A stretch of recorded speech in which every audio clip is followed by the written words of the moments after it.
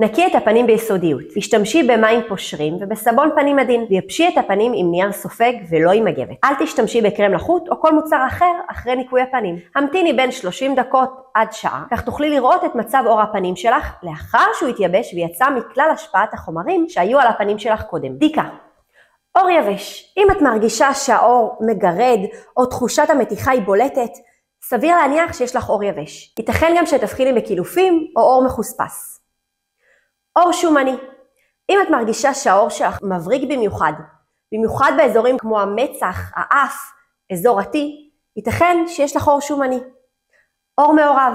אם יש אזורים שמרגישים יבשים ואחרים מרגישים שומניים, ייתכן שיש לך אור מעורב. לרוב אזור ה-T יהיה שומני והלחיים יבשות יותר.